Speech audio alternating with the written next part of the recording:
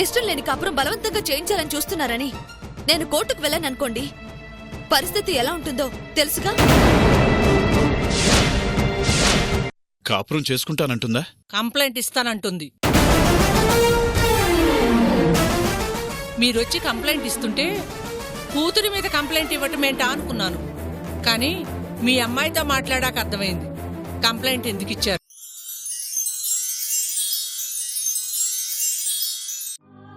వాళ్ళ దగ్గర కూడా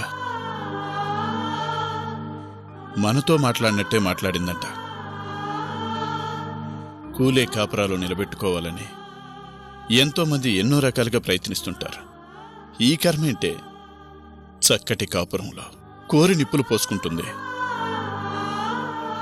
ప్రతి ఆడపిల్ల తండ్రి కూతురు పెళ్లి చేసేటప్పుడు భయపడతాడు, ఈ అల్లుడు ఎలా చూసుకుంటాడో అని.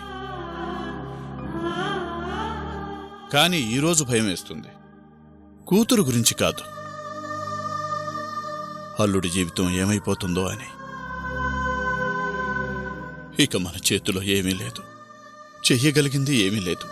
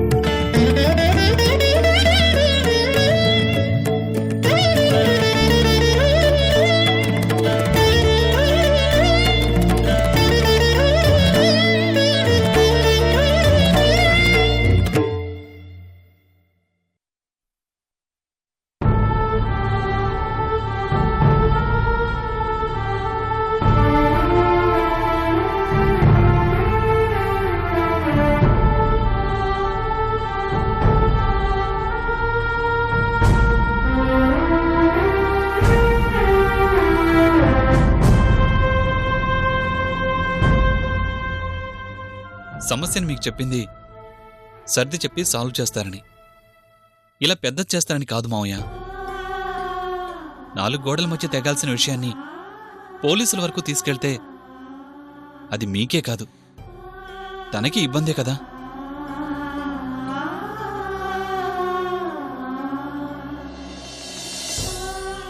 సావిత్రిని పోలీస్ స్టేషన్కి పిలిపించారు, మాట్లాడారు అంటే రేపు తన నలుగురిలో తిరగాలి కదా. అమ్మా నాన్న కూడా పిల్లల మీద పోలీసులు కంప్లైంట్ ఇవ్వటం మొదలు పెడితే ఆ స్థానం విలువే తగ్గుతుంది మావయ్య. అది మాట్లాడిన మాటలకి అంతకన్నా ఏం చేయమంటావు బాబు? పిల్లలు తప్పు చేస్తే పెద్దవాళ్ళకి జాలి కలగాలే కానీ కోపం రాకూడదు మావయ్య. ఎన్నైనా చెప్పండి, పోలీస్ కంప్లైంట్ ఇవ్వటం మాత్రం కరెక్ట్ కాదు. మన గురించే కాదు, తన గురించి ఆలోచించాలి కదా.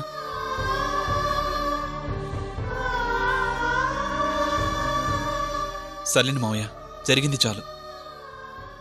సావిత్రి ఏం చేసినా తను నా భార్య. నా బాధ మీతో చెప్పుకోవాలని జరిగింది మీతో చెప్పాను కానీ తనని బాధ పెట్టాలని కాదు. ఇంకీ విషయం నేను చూసుకుంటాను, మీరు వదిలేసేయండి. వింటున్నావా? నువ్వు కాదు వద్దు అనుకున్నా అల్లుడు గారు నీ గురించి ఆలోచిస్తున్నారు. అది అర్థమవుతుందా? దానికి అర్థమై ఉంటే ఈ పాటికి క్షమించమని అల్లుడి గారి కాళ్ళ మీద పడేది. అర్థం కాదు, ఈ జన్మకి దానికి అర్థం కాదు. క్షమించు బాబు, నీ భార్య గురించి ఇలా మాట్లాడుతున్నామని ఏమీ అనుకోవద్దు. ఏంటి మావయ్య మీరు? అవును బాబు, మా కూతురు మాకు ఎలాగూ లేదు, ఇందాకే చచ్చిపోయింది.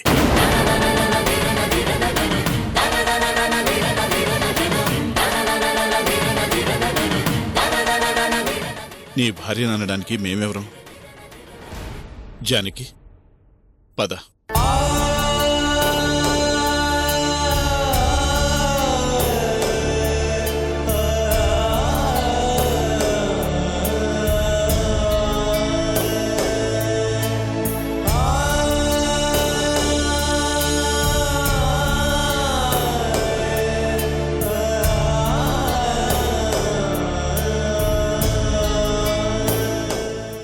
సారీ సావిత్రి. మావయ్య ఇలాంటి నిర్ణయం తీసుకుంటారనుకోలేదు. చూడు, నీ వల్ల అందరం ఎంత బాధపడుతున్నామో. ఇప్పటికైనా నీ ప్రాబ్లం ఏంటో చెప్పు సావిత్రి. ఎందుకు ఇలా బిహేవ్ చేస్తున్నావు? మా అందరి బాధ ఒక్కటే, నువ్వు ఎందుకు ఇలా మారిపోయావు అని. అయినా మావయ్య గారు పోలీస్ స్టేషన్కి వెళ్ళారు అంటే నువ్వేమన్నావు ఆయన్ని? చివరికి తల్లిదండ్రుల దగ్గర కూడా నాతో మాట్లాడినట్టే మాట్లాడావా? తప్పు చేస్తున్నావు సావిత్రి. ఆస్తితో పాటు అయిన వాళ్ళు నలుగురిని సంపాదించుకోమంటారు పెద్దలు, కానీ నువ్వు నీ చేజేతులా అయిన వాళ్ళందరినీ దూరం చేసుకుంటున్నావు. దీనివల్ల బాధపడేది నువ్వే, అది గుర్తుంచుకో.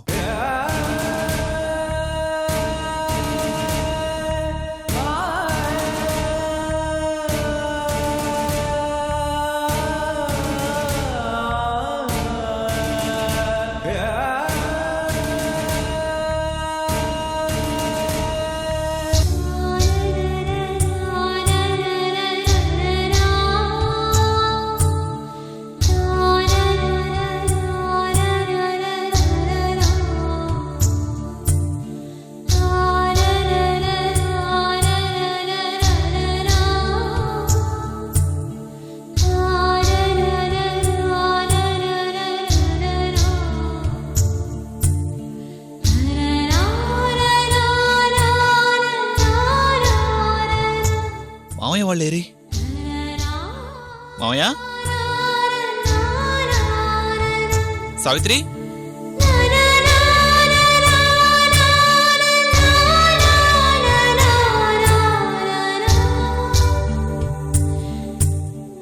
మావయ్య, మావయ్య, మావయ్య, ఇదేంటి బ్యాగ్ తీసుకుని బయలుదేరారు? వెళ్ళిపోతున్నాం బాబు. అదేంటి మావయ్య, ఒక్క మాట కూడా చెప్పకుండా? మళ్ళీ వచ్చే ఇళ్ళైతే చెప్పి వెళ్ళాలి. ఈ ఇంటికి మాకు రుణం తీరిపోయిందిగా బాబు. మావయ్య, మాది కాని చోట మేమెందుకు? ఏంటి మావయ్య ఆ మాటలు? మీది కాకపోవటం ఏంటి? సావిత్రి ఏదో తెలిసి తెలియక మాట్లాడితే ఆ మాటలు పట్టించుకుంటే ఎలా? తెలిసి తెలియక కాదు బాబు. నీ భార్య ఇప్పుడు చాలా పెద్దదైపోయింది. పెద్ద పెద్ద మాటలు మాట్లాడుతోంది. తన మాటలదేముందండి మావయ్య. ప్లీజ్ ముందు ఇంటికి వెళ్దాం పదండి. మావయ్య, నేను చెప్పేది వినండి. అత్తయ్య, మీరేనా చెప్పండి. వద్దులే బాబు, మమ్మల్ని వెళ్ళనివ్వు. ఏంటత్తయ్య మీరు కూడా? మాటల కోసం మనుషుల్ని వదిలేసుకుంటావా? మాటలే కాదు బాబు, నువ్వు అన్నట్లు చేష్టలు మారాయి. ఇంకా అది మా కూతురు అనుకోవడం అది మా భ్రమ. మా కూతురు చచ్చిపోయింది. ఇప్పుడు ఏమైందని మావయ్య అంత పెద్ద పెద్ద మాటలు మాట్లాడుతున్నారు? ఇంకేం కావాలి బాబు? కూతురు మీద కేసు పెట్టడం తప్పు అన్నావు. మరి అదే కూతురు అమ్మా నాన్న మీద కంప్లైంట్ ఇస్తానంటే దాన్నేమనాలి? కంప్లైంట్ ఇస్తానందా? అది మీ మీద? అవును బాబు, మా మీద కూడా కంప్లైంట్ ఇచ్చే స్థాయికి ఎదిగిపోయింది అది. చెప్పి నిన్ను బాధ పెట్టడం ఎందుకని చెప్పకూడదు అనుకున్నాను, కానీ చెప్పక తప్పలేదు. మానసికంగా హింసిస్తున్నారని మా మీదే కంప్లైంట్ ఇస్తానందంట. అలాంటి కూతురిక నాకు అవసరం లేదు. మా అమ్మాయి చనిపోయింది, అందుకే మా ఇంటికి మేము వెళ్ళిపోతున్నాం. నీకు అలాంటి దాన్ని భార్యం చేసి నీ జీవితం నాశనం చేసి ఆ విషయంలో మమ్మల్ని క్షమించు. ఉంటాం. నా గురించే ఆగండి మావయ్య. ఆగి దాని అరాచకాలు చూడడం తప్ప చేసేదేముంది బాబు? అల్లుడిగా నువ్వు ఎప్పుడూ మా మనిషివే. చూడాలనిపించినా మాట్లాడాలనిపించినా నీ ఇష్టం. నువ్వు ఎప్పుడైనా రావచ్చు. మేము రావాలని మాత్రం కోరుకోవద్దు. మావయ్య, ఈ ఒక్కసారికి నా మాట వినండి. అత్తయ్య, మీరేనే చెప్పండి అత్తయ్య. ఆయనదొక మాట నాదొక మాట ఉండదు బాబు.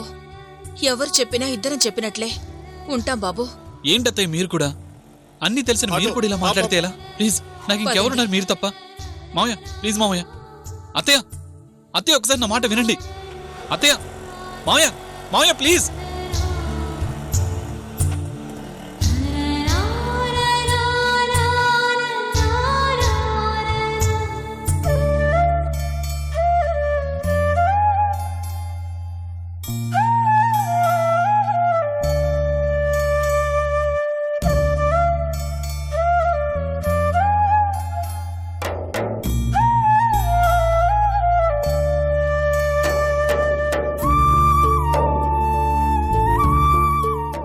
వదినా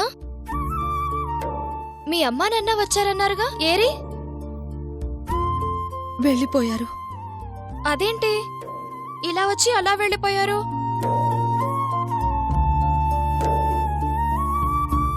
తెలిసిన వాళ్ళు హాస్పిటల్లో ఉంటే చూసిపోదామని వచ్చారు. పని అయిపోయింది, వెళ్ళిపోయారు. నువ్వెలా వెళ్ళనిచ్చావు వదినా? ఆగమని చెప్పుండాల్సింది కదా. చెప్పినా వినే పరిస్థితుల్లో వాళ్ళు లేరు. అదేంటి? అంటే అక్కడ పొలం పనులు చేసుకోవాలి కదా అని ఆగలేదు. అబ్బా, చూద్దామనుకుంటే కుదరలేదే. అప్పటికి త్వరగా వద్దామనే ట్రై చేశా. శనివారం కదా, కస్టమర్స్ ఎక్కువగా వచ్చారు. ఇదిగో మీ వాళ్ళ కోసం ఫ్రూట్స్ కూడా తీసుకొచ్చాను. సర్లే, నెక్స్ట్ టైం వస్తారుగా, అప్పుడు చూస్తాను. ఉమ్.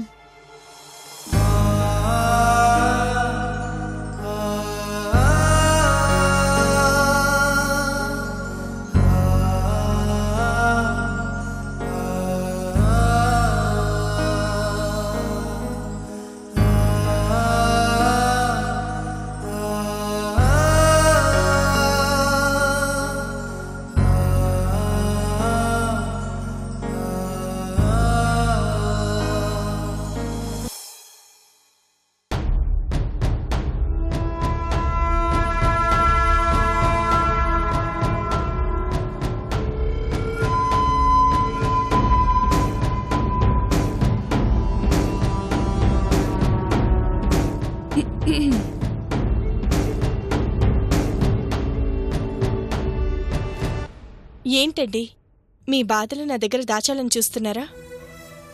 అదేం లేదు ఊర్మిళ. మీరిందాక నుంచి దేని గురించో ఆలోచించటం గమనించే ఏమైందో తెలుసుకుందామని వచ్చాను. మీరు దాన్ని నా దగ్గర దాచాలని చూస్తున్నారు. అదేం లేదు ఊర్మిళ. రోజుకో సమస్య. ఎన్నని చెప్పమంటావు? ఆఫీసులో వర్క్ వదిలేసి వాటి గురించి ఆలోచించడం సరిపోతోంది. భలేవారే, మనసు ప్రశాంతంగా లేకుండా వర్క్ ఎలా చేస్తారు? మళ్ళీ ఏమైంది? ప్రాబ్లం ఏంటో తెలుసుకుందామని సావిత్రి వాళ్ళ అమ్మ నాన్న వచ్చారు కదా, వాళ్లకు కూడా సమాధానం చెప్పకుండా పోలీస్ స్టేషన్లో వాళ్ల గురించే కంప్లైంట్ ఇచ్చే స్థాయికి వెళ్ళింది.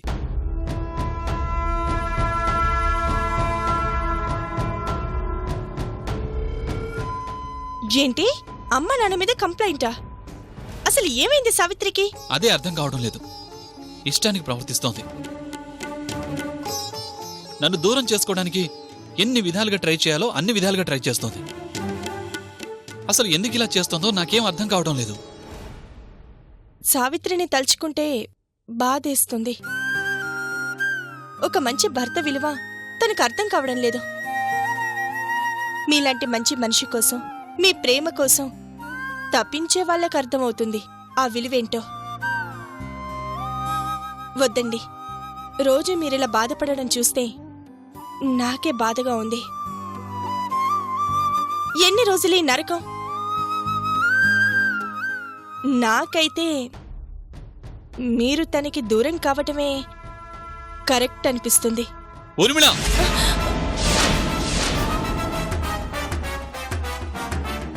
దయచేసి అలాంటి సలహాలు ఎప్పుడు ఇవ్వకు.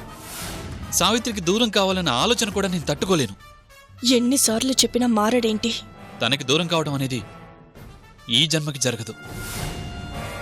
సావిత్రిని దూరం చేసుకోలేకనే కదా నేను ఇంత బాధపడుతోంది. దూరం కావడం అంటే నిజంగా దూరం అవ్వమని కాదండి. మీరిద్దరూ విడిపోతుంటే మేం మాత్రం చూస్తూ ఊరుకుంటామా? నేను చెప్పేది నిజంగా దూరం అవ్వమని కాదండి. ఎంత చెప్పినా వినకుండా సావిత్రి మీకు దూరం కావాలని చూస్తుంది కదా. నా మాట విని కొద్ది రోజులు దూరంగా ఉండండి. దూరమైతే ఆ బాధ ఎలా ఉంటుందో తనకే అర్థమవుతుంది. ప్రపంచంలో దేని విలువైన తెలిసొచ్చేది దూరమైనప్పుడే. అందుకే కొద్ది రోజులు దూరంగా ఉండమంటున్నాను. తర్వాత తనే దగ్గరవుతుంది. దూరం అంటే ఎక్కడికో వెళ్లాల్సిన అవసరం లేదు. బయటకొచ్చి మన ఫామ్ హౌస్లో ఉండండి. తను కోరినట్టు దూరంగా ఉన్నట్టు ఉంటుంది. తన గురించి మీకెప్పటికప్పుడు తెలుస్తూ ఉంటుంది. సావిత్రి అంటే మీకు చాలా ఇష్టం కదా. తను ఎంతో ఇష్టపడుతున్నా ఈ పని చేయండి. తానే మిమ్మల్ని వెతుక్కుంటూ వస్తుంది.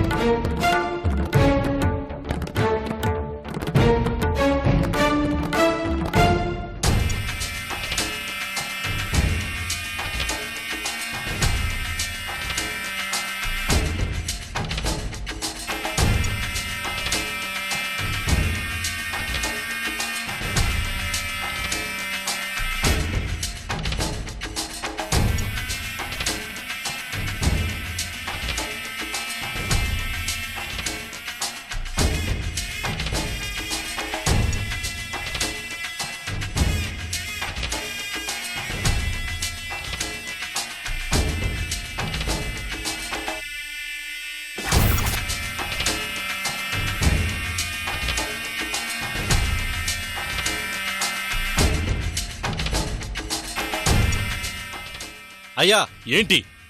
అమ్మాయి గారి గురించి తెలిసిందయ్యా. ఎక్కడుందిరా? ఎవరింట్లో ఉంది? ఇక్కడ వాళ్ళని అమ్మాయి గారిని ఎతికే పని అప్పగించాం కదయ్యా, వాళ్ళకి కనిపించిందంట. కనిపిస్తే కాళ్ళు చేతులు కట్టేసి తీసుకురావాలి గాని అలా ఒట్టిగా రావడం ఏందిరా? మధ్యలో ఎవరో అడ్డం వచ్చి అమ్మాయి గారిని కాపాడారంట. ఎవడ్రా? ఎవడు కాపాడింది? దారిన పోయేవాళ్ళు ఎవరో కాపాడారంటయ్యా. అంటే అంటే అది హైదరాబాదులోనే ఉందన్నమాట. ఏ ఏరియాలో కనిపించిందంట? మణికొండ ఏరియాలో కనిపించిందంటయ్యా. మణికొండ అంటే ఆ ఏరియా మొత్తం జల్లెడు పడితే తప్పకుండా దొరుకుతుంది. రేపటి నుంచి అక్కడే వెతుకుదాం. అది ఎలా దొరకదో చూద్దాం.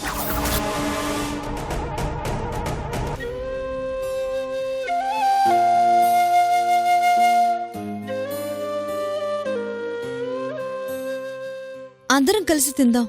నువ్వు కూర్చో మహాలక్ష్మి. నా కోసం ఎంతో చేసిన మీకోసం నేనేమీ చేయలేదు. కనీసం ఇలా వడ్డించే అవకాశమైనా ఇవ్వండి వదినా.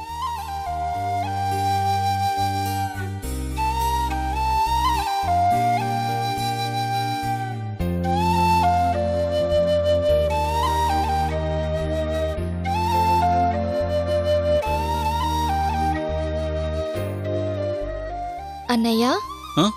ఏంటి ఎలా ఉన్నారు? ఆహా, ఏం లేదమ్మా. దేని గురించో తీవ్రంగా ఆలోచిస్తున్నట్టున్నారు.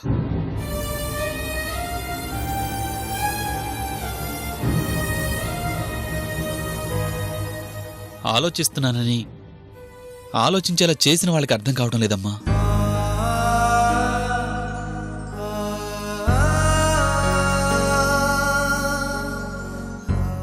ఎవరికి అర్థం కావట్లేదన్నయ్య? ఆ, ఆఫీసులో వాళ్ళ గురించిలేమ్మా.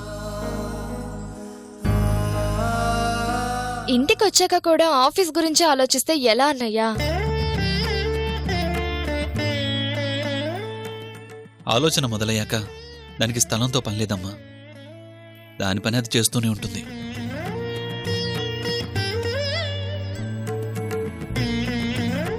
ఆలోచన ఎక్కువైతే ఆరోగ్యానికి మంచిది కాదన్నయ్య.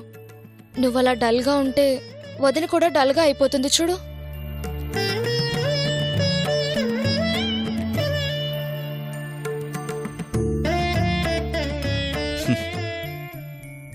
నిన్నటి వరకు నువ్వెవరో తెలీదు.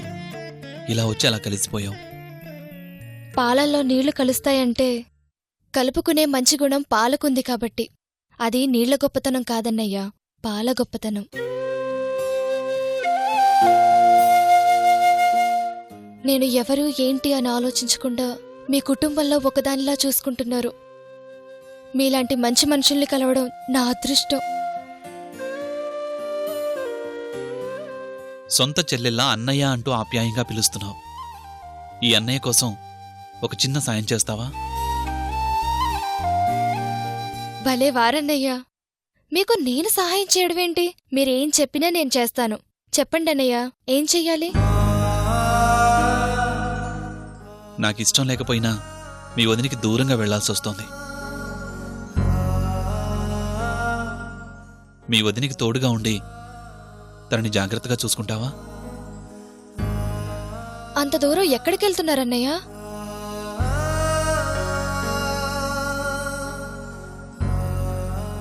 ఆ దూరం ఎంత దూరమో మీ వదినికి తెలుసు.